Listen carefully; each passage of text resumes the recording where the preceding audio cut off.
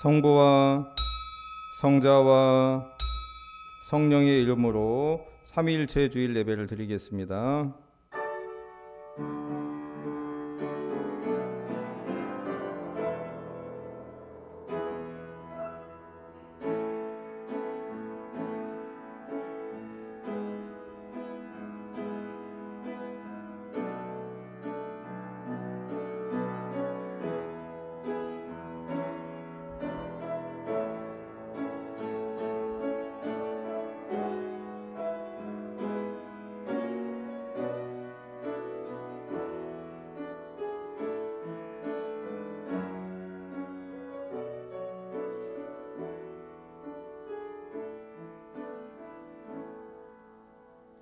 몸이 하나요 성령도 한 분이시니 이와 같이 너희가 부르심의 한 소망 안에서 부르심을 받았느니라. 아멘. 찬송가 96장입니다.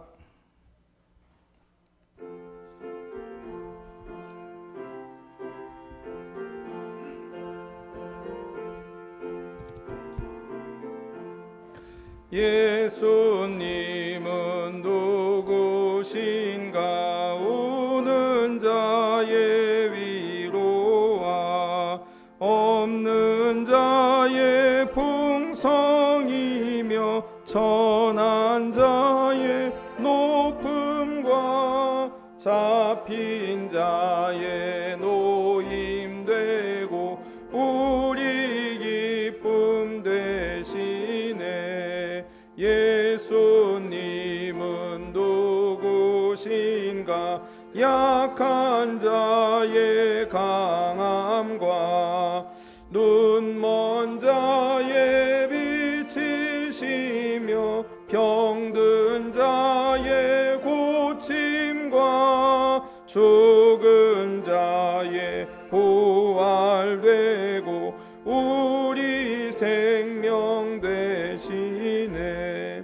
예수님은 누구신가? 추한 자의 정함과 죽을 자의 생명이며 죄인들의 중보와 멸망자의 구원되고 우리 평화 되시네.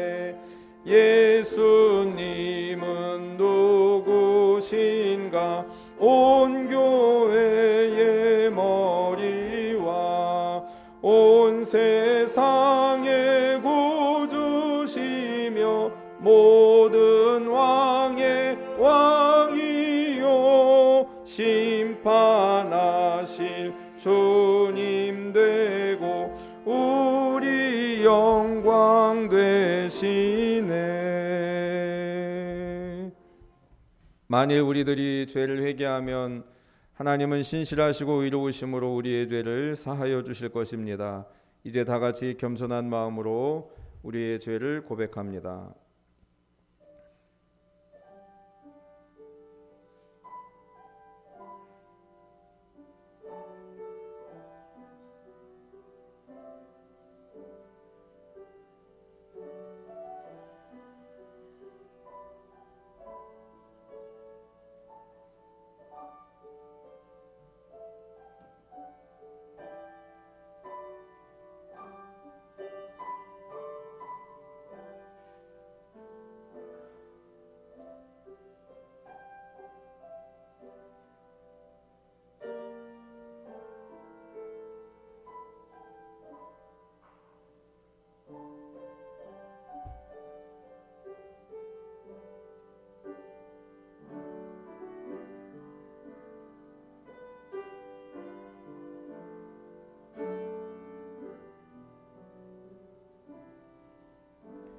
전능하신 하나님께서 예수 그리스도를 보내사 우리를 위해 죽게 하시고 이 그리스도를 보시어 우리의 모든 죄를 용서해 주셨습니다.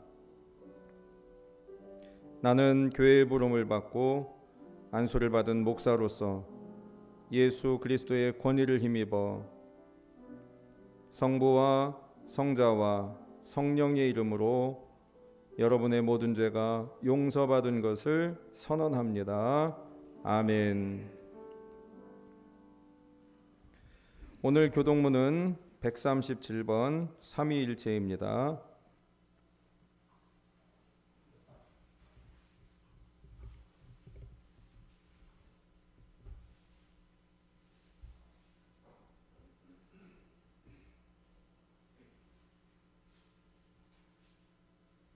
한마음 한목소리로 교독합니다. 예수께서 세례를 받으시고 곧 물에서 올라오실새 하늘이 열리고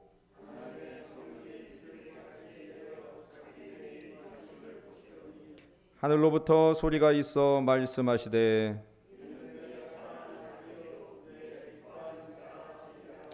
그러므로 너희는 가서 모든 민족을 제자로 삼아 아버지와 아들과 성령의 이름으로 세례를 베풀고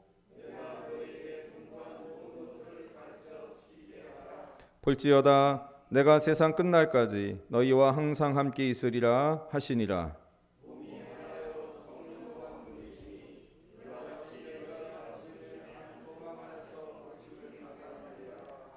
주도 한 분이시요 믿음도 하나요 세례도 하나요 하나님도 한 분이시니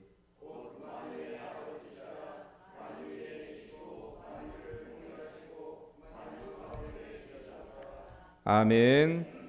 전능하사 천지를 만드신 하나님 아버지를 내가 믿사오며 그 외아들 우리 주 예수 그리스도를 믿사오니 이는 성령으로 잉태하사 동정녀 마리아에게 나시고 본디오 빌라도에게 고난을 받으사 십자가에 못 박혀 죽으시고 장사한 지 사흘 만에 죽은 자 가운데서 다시 살아나시며 하늘에 오르사 전능하신 하나님 우편에 앉아 계시다가 저리로서 산 자와 죽은 자를 심판하러 오시리라. 성령을 믿사오며 거룩한 공예와 성도가 서로 교통하는 것과 죄를 사하여 주시는 것과 몸이 다시 사는 것과 영원히 사는 것을 믿사옵나이다. 아멘.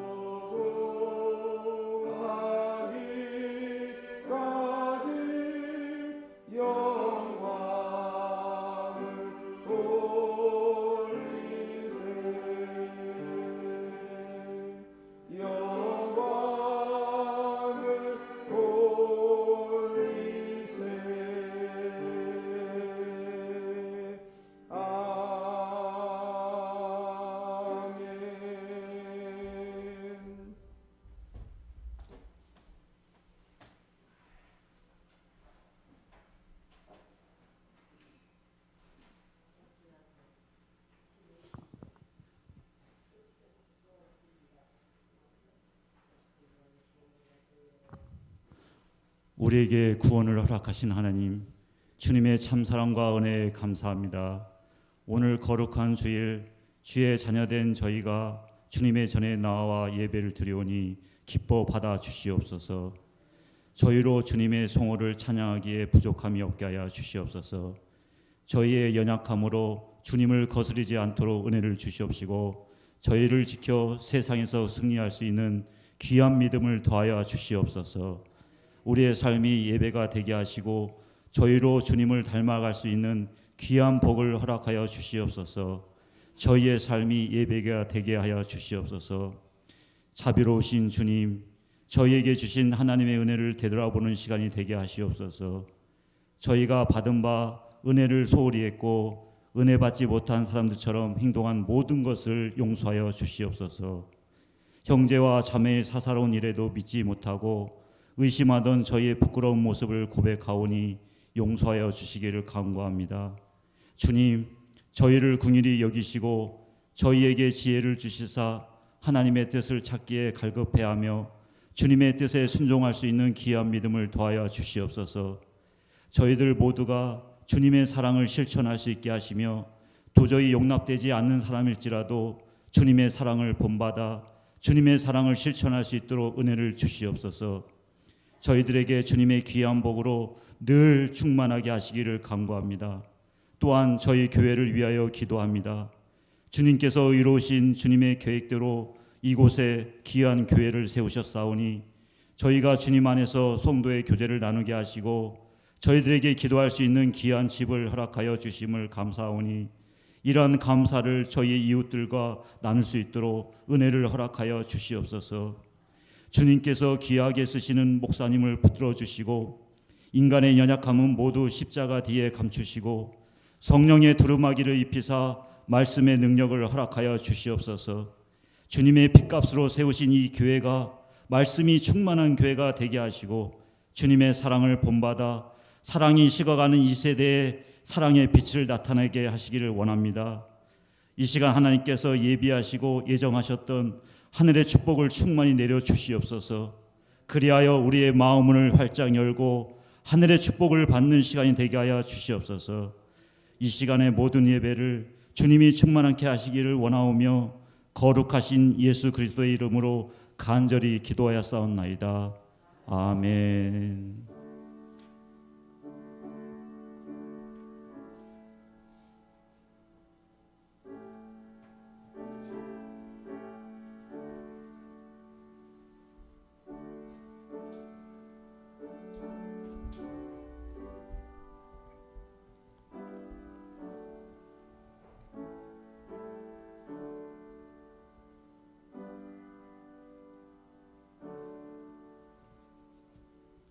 찬송 366장입니다.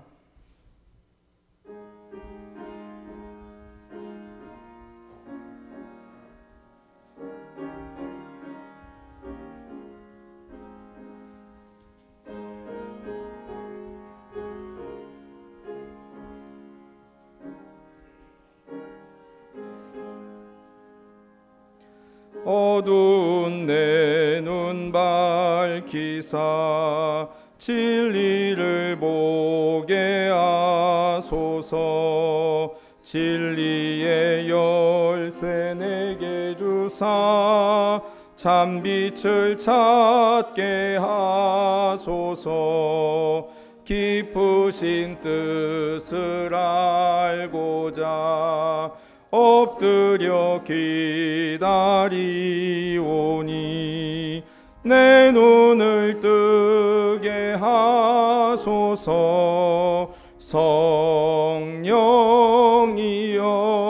성령이여 막혀진 내 귀 여시사 주님의 귀한 음성을 이 귀로 밝히 들을 때에 내 기쁨 한량 없겠네. 깊으신 뜻을 알고자 엎드려 기다리오니 내 귀를 열어줘소서. 성령이여 봉해진 내 입 여시사 복음을 널리 전하고 차가운 내 맘 녹여주사 사랑을 하게 하소서. 깊으신 뜻을 알고자 엎드려 기다리오니 내 입을 열어줘소서. 성령이여.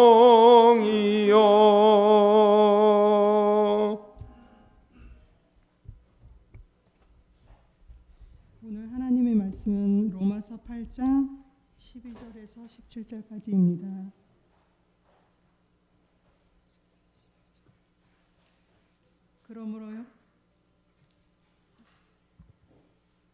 그러므로 형제들아 우리가 빚진 자로 돼 육신에게 져서 육신대로 살 것이 아니니라. 너희가 육신대로 살면 반드시 죽을 것이로되 영으로서 몸의 행실을 죽이면 살리니 무릇 하나님의 영으로 인도함을 받는 사람은 곧 하나님의 아들이라. 너희는 다시 무서워하는 종의 영을 받지 아니하고 양자의 영을 받았으므로 우리가 아빠 아버지라고 부르짖느니라. 성령이 친히 우리의 영과 더불어 우리가 하나님의 자녀인 것을 증언하시나니 자녀이면 또한 상속자 곧 하나님의 상속자요 그리스도와 함께 한 상속자니 우리가 그와 함께 영광을 받기 위하여 고난도 함께 받아야 할 것이니라. 아멘. 이는 하나님의 말씀입니다.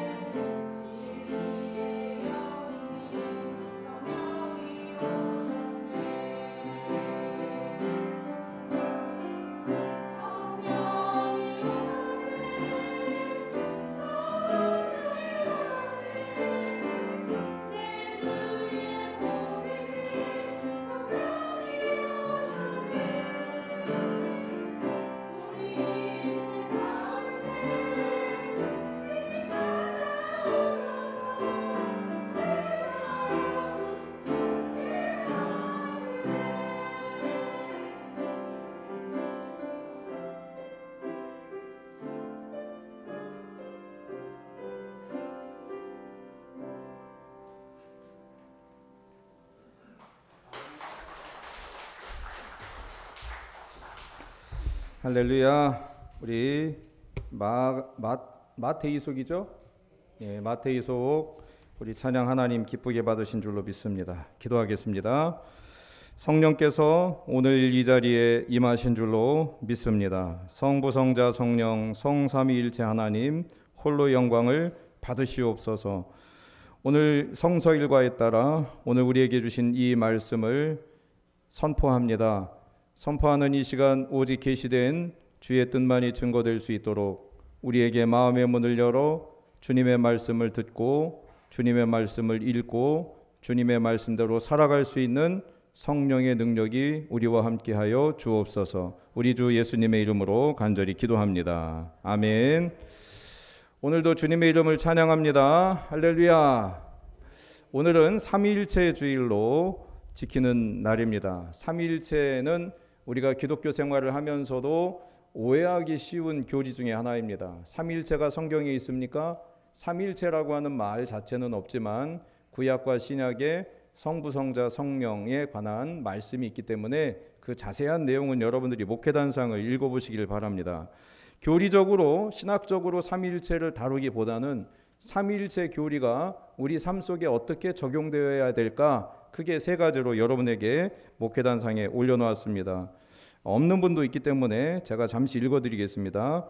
성부, 성자, 성령께서 사랑의 사귐과 영원한 자유와 평등한 관계 속에서 하나 되심을 가르쳐주는 교리가 삼위일체론입니다. 이것을 우리 생활에 적용시켜 볼 때 첫 번째로 삼위일체 하나님을 통해서 우리는 다양한 사람들을 존중할 수 있어야 됩니다. 성부, 성자, 성령은 공존하고 있기 때문에 그렇죠. 두 번째로 삼위일체 하나님을 통해서 서로 상호 내조하는 그 관계적 삶을 중요시해야 됩니다. 그러므로 우리는 다른 사람의 관심을 가지고 홀로 있게 내버려 두지 않고 서로 상호 존중해야 된다는 것이죠. 마지막 세 번째로 삼위일체 하나님을 통해서 우리는 사랑과 섬김의 삶을 적용하고 실천해야 할 것입니다. 자, 이런 내용을 여러분 목회단상에 올려놨으니까요, 곱씹어 보시길 바랍니다. 우리는 지난주에 요한복음을 통해서 성령이 누구신가, 성령이 어떤 역할을 하시는가에 대해서 살펴보았습니다. 성령을 요한복음은 보혜사라고 불렀습니다. 파라클레토스라는 뜻이죠. 보혜사 성령님은 크게 두 가지 역할을 한다고 그랬어요. 믿는 우리들에게는 변호사와 같이 위로해 주시고 힘을 북돋아 주시는 그런 분이라고 말씀드렸습니다. 그러나 때로는 죄인들을 향해서는 검사와 같이 고발하시고 죄에 대하여, 의에 대하여, 심판에 대하여 세상을 책망하시기도 한다는 것이죠. 이처럼 보혜사는 하나님을 믿는 자들에게는 제사장처럼 우리를 보호해 주시기도 하지만, 그러나 잘못을 지적하고 책망하는 예언자적인 역할 또한 하고 있다는 것을 우리는 지난 시간 살펴보았습니다. 오늘 우리는 본문에서 바울이 바라본 성령 이해입니다. 바울은 오늘 어떤 성령님을 우리에게 소개시켜주고 있느냐, 한마디로 말하면 설교 제목처럼 한번 따라해 보십시오. 해야 할 것을 하고 싶게 만드는 성령. 이 제목이 무슨 의미인지 설명드리겠습니다. 성령은요, 우리를 억지로 무언가를 하게끔 하시는 분이 아닙니다.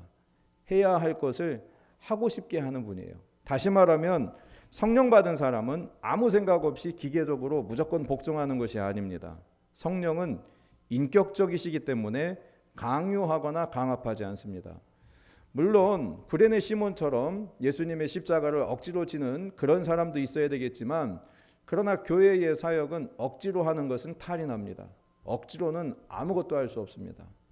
처음에 우연히 할 수 있을지 모르지만 억지로 한다고 하는 것은 하는 사람도 피곤하고 보는 사람은 더 견디기 어렵습니다. 주님의 일이라고 하는 것은 억지로 할 수는 없는 겁니다. 여러분, 그러므로 성령이 한 사람에게 내주하셨을 때 어떤 역할을 하느냐, 오늘 바울은 해야 할 것을 하고 싶게 한다는 겁니다. 성령은 하나님의 영입니다. 성령은 그리스도의 영입니다. 그러므로 우리가 성령을 인식하는 데 있어서 두 가지 관점을 여러분들에게 먼저 소개하고 싶습니다. 영어로 대문자로 P인데요. 첫 번째 P는 파워입니다. 성령을 받으면 성령은 우리에게 힘을 주세요. 그래서 사도행전 1장 8절을 보면 성령이 너희에게 임하시면 너희가 뭘 받고? 권능을 받고. 이게 파워입니다. 헬라어 원문으로는 디나미스라고 써 있는데요. 디나미스, 이 말에서 다이나마이트가 나온 거예요. 그래서 성령을 받은 사람은요, 다이나마이트 같은 폭발력이 있습니다. 성령을 받은 사람은 뜨겁고요, 추진력이 있습니다. 그리고 열심입니다. 그래서 성령 받은 한 사람을 통해서 불같이 회오리같이 몰아가셔서 그 사람을 통해서 하나님께서 하셔야 할 일을 하게끔 합니다. 그래서 성령 받은 사람은요, 추진력이 있어요. 성령을 받으면 예루살렘과 온 유대와 사마리아와 땅끝까지 하나님의 역사를 이루신다는 것이죠. 자, 여기까지는 우리 한국교회가 부흥 역사를 통해서 잘 이해하고 있는 성령 개념입니다. 아, 성령 받았어, 저 사람 성령 충만해 하면 떠오르는 연상되는 이미지가 있을 겁니다.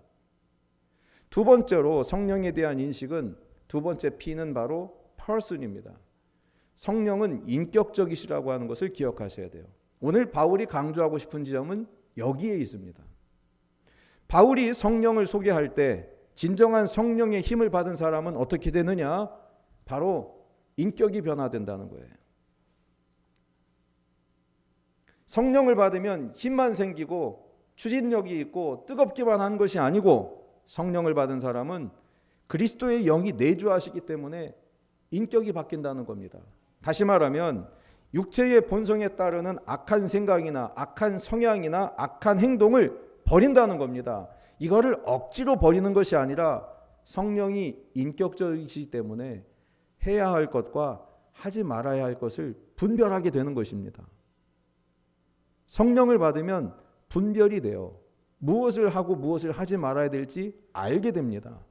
그러므로 오늘 본문 12절 보십시오. 그러므로 형제들아, 우리가 빚진 자로 돼 육신에게 져서 육신대로 살 것이 아니니라. 여러분, 빚을 져보셨습니까? 예, 빚을 진 사람은 마음이 늘 무겁습니다. 뭐에 대한 무거움입니까? 상환에 대한 무거움입니다. 빚진 사람은 무조건 상환이 먼저 돼야 됩니다. 근데 요즘 또 그렇지도 않은 것 같아요.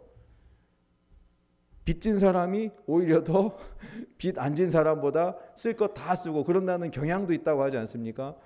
그러나 어쨌든 고정적인 우리의 사고방식은 빚을 지면 빚을 얼른 상환해야 돼요. 여러분, 우리가 누구에게 빚을 졌습니까? 영적으로 우리는 주님께 빚을 진 겁니다. 우리가 우리 힘으로 우리의 죄값을 치를 수 없기 때문에 흠 없으신 예수님께서, 그 어린 양 되시는 예수님께서 십자가를 지셨다, 그리고 그 주님이 나의 구세주라고 하는 것을 믿는 이상 우리는 이 빚이 주님께 있는 것이에요. 여러분, 빚의 대상이 무엇인지 정확하게 알아야 됩니다. 그런데 우리는 계속해서 육신에게 져서 육신에게 빚진 자로 살아간다면, 육신의 욕망대로 휘둘려서 주일과 주일 사이를 지낸다면 우리는 성령을 받은 자답게 살지 못하는 것이라는 것이죠. 바울은 이 지점을 이야기하고 있는 겁니다. 갈라디아서 5장 19절 이하에 보면 바울은 성령을 따라 사는 삶과 반대되는 육체의 일에 대해서 15가지를 정리하고 있습니다. 여러분 주보에도 있죠. 15가지. 여러분 이거 바울이 여러 가지 나열할 때 대체로 3개씩 끊어서 문단을 보면 쉽습니다. 자 보세요. 15가지. 육체의 일은 분명하니 음행, 더러운 것, 호색. 다 이게 그 정욕적인 거죠. 성적인 거죠. 그 다음에 우상숭배, 주술, 원수 맺는 것.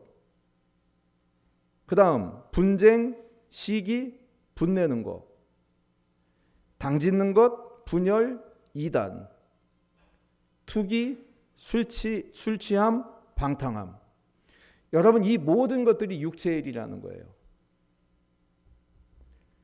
성령을 받으면 이런 1차원적인 욕망에 따르는 육체의 일을 버리게 된다는 것입니다. 그게 분별입니다. 해야 할 것과 하지 말아야 될 것을 분별하는 것이죠. 그러나 우리는 성령을 알기 전, 성령을 받기 전 이처럼 욕망에 따라서 살았다는 것이죠. 여러분 로마서 8장 5절에 육신을 따르는 자는 육신의 일을, 영을 따르는 자는 영의 일을 생각한다는 겁니다.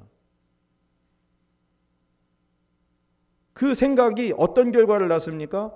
육신의 생각은 사망이요 영의 생각은 생명과 평안이니라.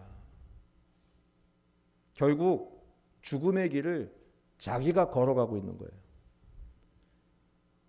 육신의 일을 행하면서 그 육신의 결과가 사망이라고 하는 것을 알면서도 걸어가고 있는 것입니다. 육신의 생각은 하나님과 원수가 됩니다. 하나님의 법에 굴복하지 아니할 뿐만 아니라 할 수도 없습니다. 이게 육신의 일들입니다. 육신대로 살면 죽는다는 것입니다. 제 얘기가 아니고 하나님의 말씀입니다. 그러나 바울은 육신대로 살면 죽는데 죽지 않고 살 길을 알려주고 있습니다. 오늘 요절 말씀인데요. 13절 말씀 다 같이 보십시오. 13절 함께 읽겠습니다. 시작. 너희가 육신대로 살면 반드시 죽을 것이로되 영으로서 몸의 행실을 죽이면 살리니. 여러분 말씀을 자세히 보십시오. 몸을 죽이라고 말하고 있지 않습니다. 몸의 행실을 죽이라고 말하고 있습니다. 몸의 행실은 앞서서 살펴보았던 갈라디아서 5장 19절에 나와 있는 15가지의 범주를 다시 한번 떠올려 보십시오. 그것이 몸의 행실입니다. 몸을 죽이라고 한 것이 아니라 몸의 행실을 죽이라고 말하고 있어요. 고대 철학자 플라톤은 몸은 영혼을 가두는 감옥이라고 보았습니다. 그래서 죽으면 영혼이 육체라고 하는 감옥에서 해방돼서 죽지 않는 곳 신들의 나라로 가서 복을 누린다고 생각했습니다. 또는 새로운 몸으로 환생한다고 여겼습니다. 이게 고대 플라톤의 생각입니다. 그런데 가만히 보십시오. 이 플라톤적인 사고방식을 하는 사람들이 많습니다. 그리고 심지어 그리스도인들도 이와 같은 범주에서 생각하는 사람들이 많아요. 몸이 과연 영을 가두는 감옥입니까?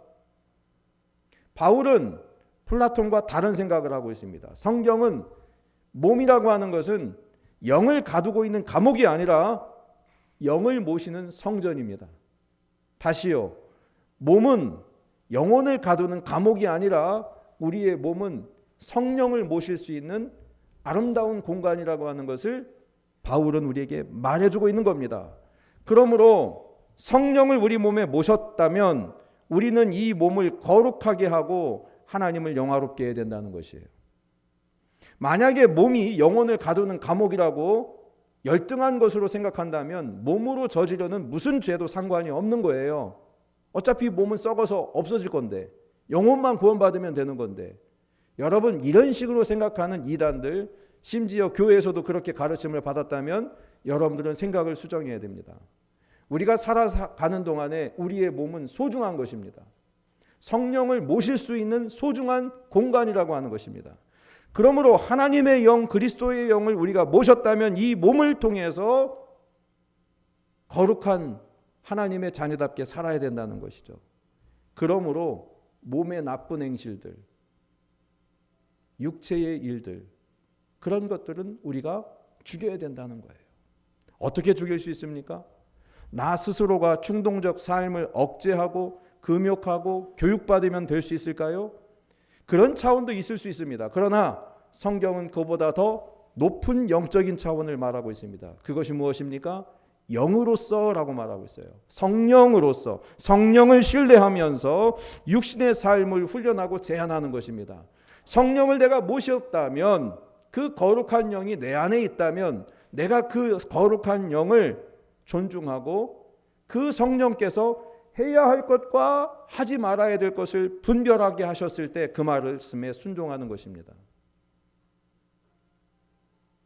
우리 성령 얘기까지 하지 말고요. 일반적으로 세상 사람들이 다 인정하는 양심의 차원에서도 생각해 보십시오. 이거 누군가 알면, 이거 누군가가 들키게 되면 이거 안 돼, 잘못된 거야 하는 그런 최소한의 도덕 감정이 모든 사람들이 있지 않습니까? 나중에는 어떻게 된대요?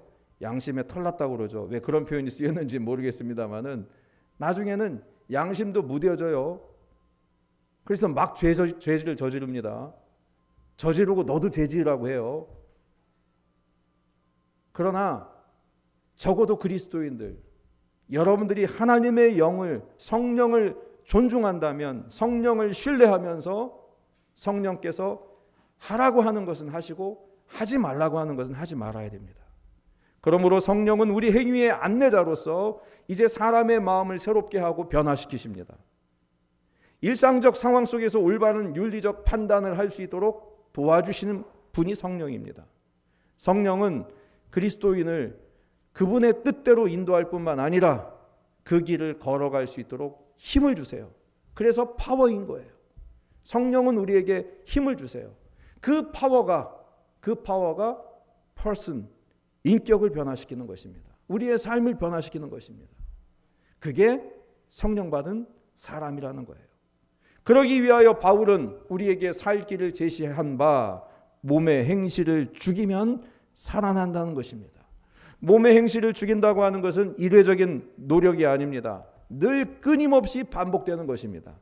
연속적인 그리스도인들의 노력이며 의무요 책임인 것입니다. 나를 거룩하게 하시는 주체는 성령이시지만 그 성령님의 순종하고 능동적으로 참여하는 것은 나 자신인 것입니다. 내가 거부하면 못하는 거예요. 왜? 성령은 인격이시기 때문에 그렇습니다. 성령이 여러분 안에 모시고 싶어도 여러분들이 싫어하는 척하면 성령님은 어느 순간 떠나가실 수도 있습니다. 왜? 여러분들이 싫어하는데 그 안에 머무실 리가 없죠. 여러분 집에 오는 손님을 싫어하는 척 해보십시오. 다 눈치 있는 사람은요, 그 자리 불편해서 다 떠나갑니다. 성령은 연약한 몸을 가진 내가 죄의 유혹을 받을 수 있는 나를 오늘 이 시간 바른 길로 인도해 주신다는 거예요. 그러므로 그리스도 예수 안에서 죄와 사망의 법에서 해방된 나는 힘을 다하여, 성령을 받은 나는 힘을 다하여 그 성령의 힘을 의지해서 죄를 적극적으로 거부할 수 있는 것입니다. 살아있는 동안에 우리는 몸의 행실을 죽이며 부단히 매일 하나님의 자녀답게 살아야 된다는 것이죠. 몸의 행실을 죽이지 아니하면 은혜는 말라지고 정욕은 번성하게 됩니다. 마음의 상태는 더 악하게 되는 것입니다. 계속 죄의 수레바퀴 속에 살아가는 것이죠. 하지만 성령을 따라 몸의 행실을 죽이면 우리는 달라져요. 우리는 삶이 달라져요.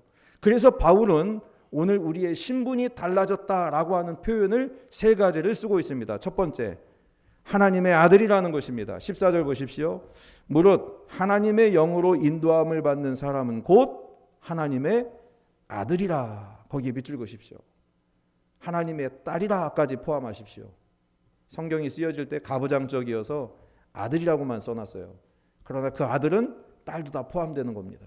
두 번째로, 성령을 따라 육신의 행위를 죽이면, 몸의 행위를 죽이면 양자가 되어 하나님의 자녀가 된답니다. 15절, 너희는 다시 무서워하는 종의 영을 받지 아니하고 양자의 영을 받았으므로 우리가 아빠 아버지라 부르짖느니라.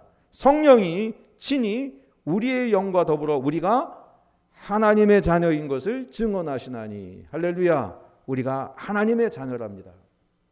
세 번째로 하나님의 상속자라고 말합니다. 17절, 자녀이면 또한 상속자 곧 하나님의 상속자요 그리스도와 함께한 상속자니.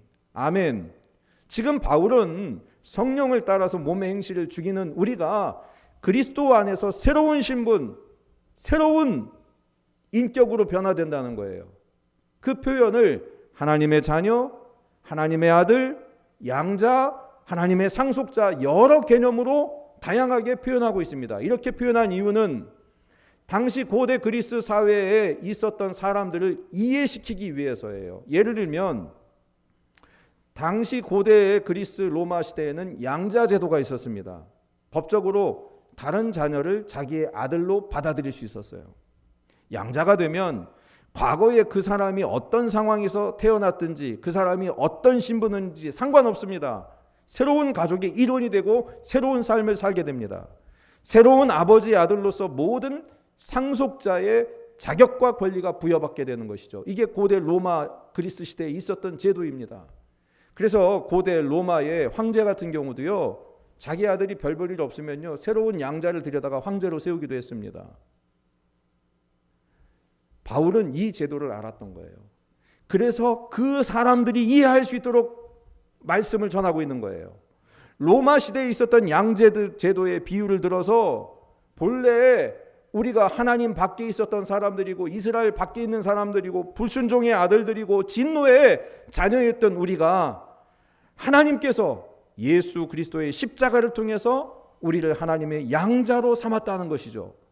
그러므로 우리는 매일 성령의 인도함을 받으며 하나님을 아바 아버지라고 부르고 기도할 수 있는 권한을 갖게 되었다는 것이죠. 우리가 하나님의 자녀가 된 것은 인간의 공로가 아니라 성령의 보증에 의한 것이라는 것입니다. 이렇게 우리는 신분의 변화가 생겼다는 거예요. 법적으로 신분의 변화가 생겼다는 것이에요. 그래서 하나님의 자녀, 하나님의 아들, 상속자, 양자라고 하는 표현을 쓰고 있었다는 것이죠. 문제는 우리가 이 신분에 변화된 사람답게, 인격답게 살지 못하는 것입니다. 여러분, 노예제도가 해방되었어도요, 그 노예의 습관을 버리지 못했던 거 아시죠? 해방이다.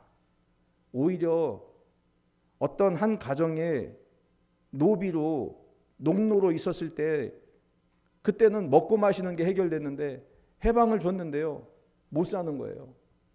그게 노예제도가 해방되고 정착되기까지도 거의 10년, 20년, 30년이 걸리는 것이거든요. 우리가 성령을 받아서 하나님의 자녀가 되고 아들이 되고 상속자가 되었다, 머리로는 인식하고 있는데 때로는 우리가 다시 컴백하는 거예요. 옛날로 돌아가는 거예요. 새로운 신분에 걸맞게 살지 못하는 것, 바울은 그 지점을 안타까워하고 있는 것입니다. 그래서 바울은 오늘 17절에 이렇게 말하고 있는 거예요. 자녀이면 또한 상속자 곧 하나님의 상속자요 그리스도와 함께한 상속자니 우리가 그와 함께 뭘 받기 위하여? 영광을 받기 위하여 뭐도 함께 받아야 된다? 고난도 함께 받아야 된다는 것입니다. 이것은 우리가 하나님의 자녀답게 상속자답게 살아가기 위해서 늘 끊임없이 우리 삶 속에 유혹으로 다가오는 죄의 문제를 이겨내라는 것입니다. 일부러 주님이 고난 주신다는 것이 아니에요. 이겨내라는 것이에요. 새로운 신분에 걸맞게 살아가야 된다는 것입니다. 우리가 오직 믿음으로 말미암아 의롭다 여기심을 받는다고 하는 이신칭의의 교리, 여러분 너무나 잘 알고 있을 겁니다. 그래서 종교개혁 그러면 오직 믿음, 사도 바울도 오직 믿음으로 말미암아 구원받는다, 로마서가 그것을 주장하고 있다. 맞습니다. 그러나 로마서 그것은 전반부의 이야기고요, 후반부로 가면 갈수록 구원받은 자답게 살아가야 된다고 하는 것을 바울은 놓치지 않고 있다고 하는 것을 기억하셔야 됩니다.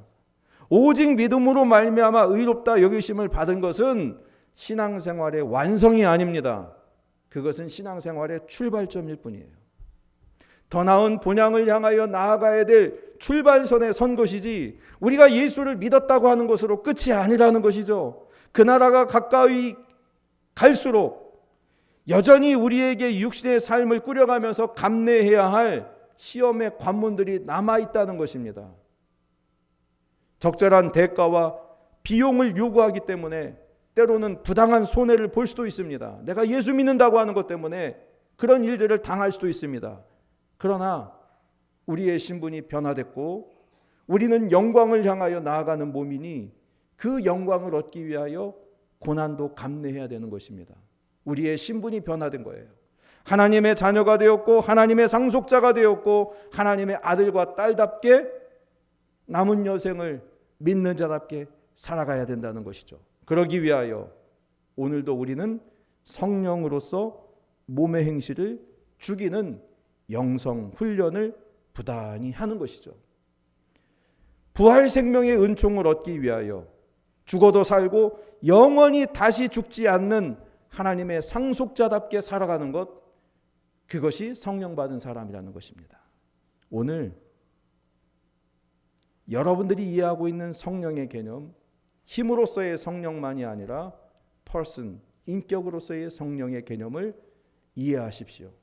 머리로만이 아니라 그분이 우리 마음속에 우리 인생을 주관하실 때 해야 할 것과 하지 말아야 될 것을 분별시키실 뿐만 아니라 해야 할 것을 하고 싶도록 성령께서 역사하십니다. 그분이 여러분 안에 오셨습니다. 기도하겠습니다.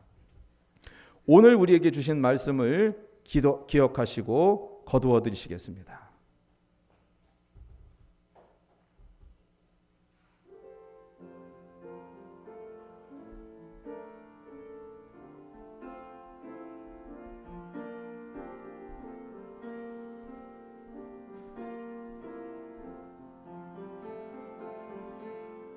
이 말씀 따라 사는 동안 지치지 않게 하시고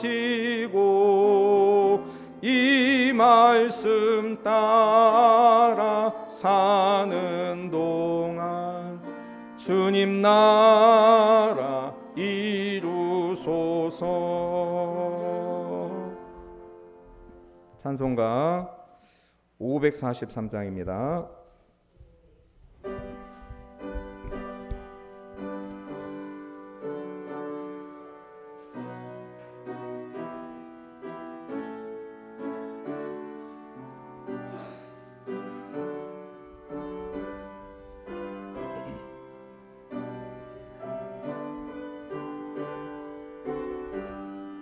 어려운 일 당할 때 나의 믿음 적으나 의지하는 내 주를 더욱 의지합니다. 세월 지나갈수록 의지할 것뿐일세. 무슨 일을 당해도 예수 의지합니다. 성령께서 내 마음 밝히 비춰주시니 인도하심 따라서 주만 의지합니다. 세월 지나갈수록 의지할 것뿐일세. 무슨 일을 당해도 예수 의지합니다. 밝을 때의 노래와 어두울 때의 기도로 위태할 때 도움을 주께 간구합니다. 세월 지나갈수록 의지할 것뿐일세. 무슨 일을 당해도 예수 의지합니다. 생명 있을 동안에 예수 의지합니다. 천국 올라가도록 의지할 것뿐일세. 세월 지나갈수록 의지할 것뿐일세. 무슨 일을 당해도 예수 의지합니다. 다 같이 일어나시겠습니다.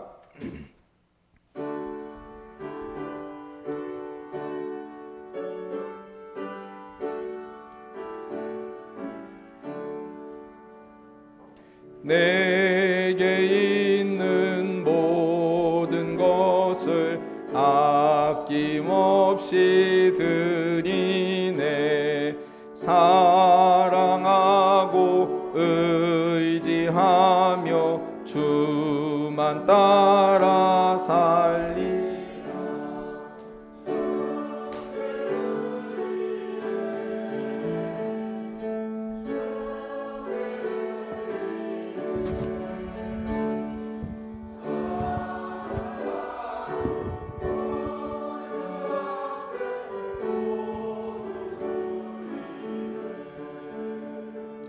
성부, 성자, 성령, 성삼일체 하나님 영광을 받으시옵소서.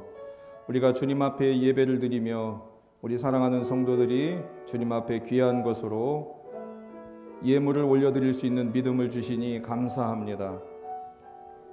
우리 삶의 주인 되시는 주님께서 우리 하나님의 자녀들에게 저들이 행한 수고로 복된 소산을 거두게 하여 주셨으니 감사를 드립니다. 애쓰고 땀 흘린 삶의 수고를 구별하여 하나님의 것으로 10의 1조를 올려드립니다. 온전히 10의 1조를 올려드렸을 때 곡간안에 쌓을 곳이 없도록 부어주지 아니하나 시험해보라고 하신 하나님, 주님 앞에 드림으로 인하여 무엇을 먹고 마실까 걱정하고 염려하는 모든 심령들 위해 하나님이 책임져 주시고 우리의 삶을 이끌어 가시는 주님이시라고 하는 것을 경험하고 간증할 수 있도록 우리 성도들의 삶에 복을 내려 주시옵소서. 감사의 기도 제목을 담아 올려드렸습니다. 생일을 맞이하여 신방을 드리면서 또 주님만 믿고 의지하며 바라고 소망하는 일들이 주님의 계획하심과 섭리대로 이루어질 것을 믿고 기도의 제목을 담아 올려드렸습니다. 더욱더 감사한 일들이 풍성해질 수 있도록 우리 성도들의 삶을 지키시고 인도하여 주시옵소서. 하나님의 복음을 증거하는 선교사들을 위하여 선교 헌금과 교회를 세우고 보수하고 견고하기 위하여 드리는 건축 헌금을 받아주시고 저들의 가정이 저들의 사업이 믿음의 기업이 되게 하시고 든든한 믿음의 가문이 될 수 있도록 인도해 주시옵소서. 솔로몬이 바쳤던 1000번제와 같이 주님 앞에 올려드리는 기도의 제목들을 기억하여 주시고 듣는 마음을 주시고 하나님의 뜻을 분별할 수 있는 지혜로움을 주셔서 저들이 거하고 있는 곳이 기업과 자손이 잘 되는 복을 누릴 수 있도록 인도해 주시옵소서. 속회 헌금을 드렸습니다. 교회 속에 작은 교회로 모일 때마다 우리 속장님들에게 힘과 능력을 주시고 함께 모이는 속도원들에게 기쁨의 증거가 나타날 수 있도록 역사하여 주시옵소서. 이름도 없이 빛도 없이 섬기는 손길들 기억하여 주시고 더 큰 은혜를 더하여 주시옵소서. 안내위원으로 주방으로 차량 봉사로 반주자로 또 제단장식으로 보이는 곳에서 보이지 않은 곳에서 헌신하는 수고하는 손길들 주님이 기억하여 주시고 저들을 복되게 하시며 저들의 연약함이 떠나가고 환난에서 벗어나 근심이 없도록 지키시고 인도하여 주시옵소서. 오늘 이 예물에 손을 얹고 축복합니다. 복의 근원 되신 우리 하나님께서 만복의 복으로 채우시옵소서. 우리 주 예수님의 이름으로 간절히 축복하고 기도합나이다. 아멘.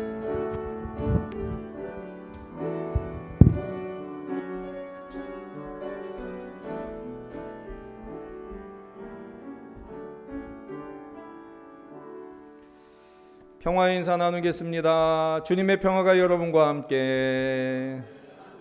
자, 앞뒤 사람, 옆 사람 인사하십시오. 예, 평화의 복을 빈대로 여러분들에게로 돌아올 것입니다. 할렐루야. 축복합니다. 축복 기도합니다. 이제는 영으로 인도함을 받도록 우리를 하나님의 아들로 삼기 위해 십자가에서 희생당하신 예수 그리스도의 은혜와 무서워하는 종의 영을 받지 아니하고 양자의 영을 받았으므로 우리가 담대히 아빠 아버지라고 부르게 하시는 하나님의 사랑하심과 영으로서 몸의 행실을 죽이면 살 수 있도록 역사해 주시는 성령의 감화감동 역사하심이 그리스도 안에서 새로운 신분 하나님의 자녀답게 하나님의 상속자답게 살기로 결단하며 세상으로 나아가는 우리 성도들 한 분 한 분 삶의 자리 위에 이제부터 영원토록 함께 하시기를 간절히 축원하옵나이다. 아멘.